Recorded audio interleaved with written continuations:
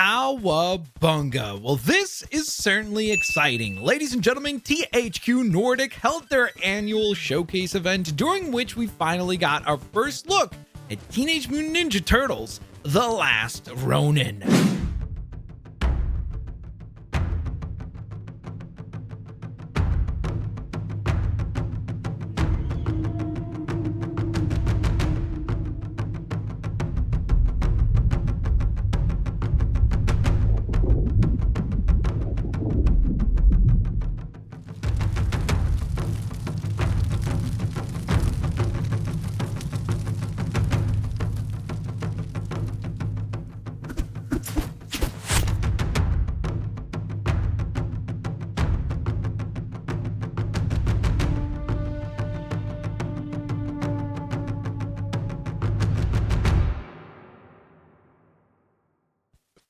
So what a teaser.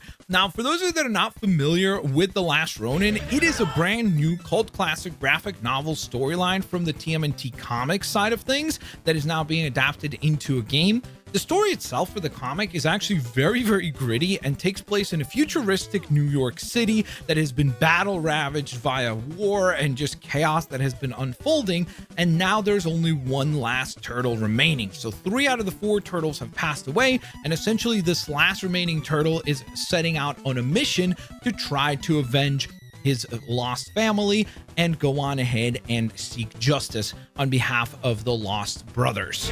Now, the comic book story is great. I've read it, and I'm not going to spoil which is the actual Last Ronin, but if you're interested, I definitely would seek it out and read it because it is tremendously well done. Particularly if you want a more serious TMNT story and tone, that is definitely going to be one that you won't be disappointed with.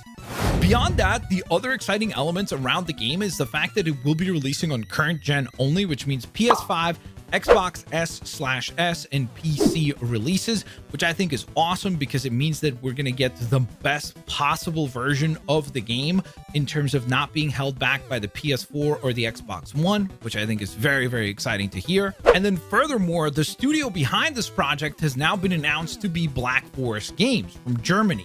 Now, although they don't have the most impressive catalog of games in their library, everything they do is solid. I went back and read through all the games that they've done. They have been doing mostly a lot of remakes as of late, but some of their original titles have done very well as well in terms of reviews. So that's definitely exciting.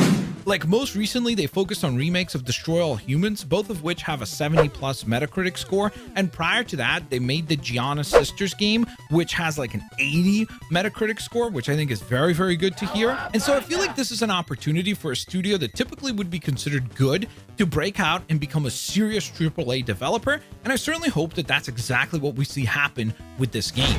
Even more so, it is also exciting because if you remember, we have heard in the past a Nickelodeon executive speak about this game publicly, and he said specifically that the goal with this game is to develop something like an action RPG akin to the new God of War series. He specifically brought it up as an example of kind of like inspiration that they're looking at.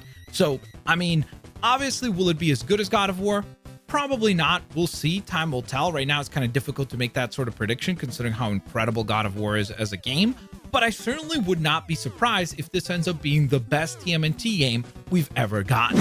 So there you go, guys. I got you all caught up on all the news for the TMNT The Last Ronin video game. That is all that we currently know. That is all the information that is out there as of right now. Of course, if you want to stay up to date, make sure that you are subscribed. And in addition to that, don't forget to hit the thumbs up button and let me know your favorite turtle down in the comments section below. Thanks all for watching, and I'll catch you all on the next one. Peace out. See you later, alligators.